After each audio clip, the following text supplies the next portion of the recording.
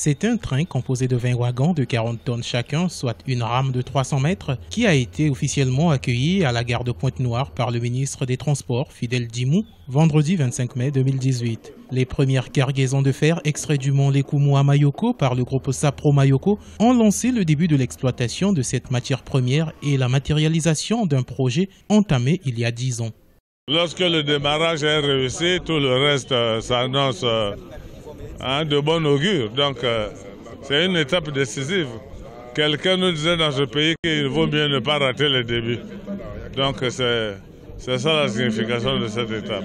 Le futur, c'est ce que nous allons voir et on va travailler ensemble pour donner au futur tous les espoirs que suscite une activité de ce genre en matière d'emploi, en matière de développement du secteur et en matière de développement économique et d'une manière générale dans le pays. Les premières tonnes de minerai de fer de Mayoko dans le département du Niari sont destinées à l'exportation via le port autonome de Pointe-Noire. Dans un premier temps, le groupe Sapro Mayoko SARL a extrait 3 millions de tonnes, ce qui passera ensuite à 5 millions, puis 10 millions de tonnes pour atteindre plus tard 150 millions de tonnes grâce au chemin de fer moderne qu'elle envisage de construire.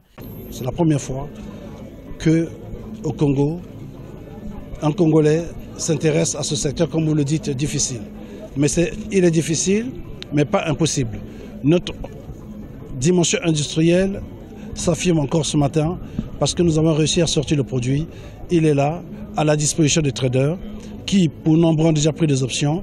Dans les jours qui viennent, ce produit sera enlevé et partira vers d'autres cieux.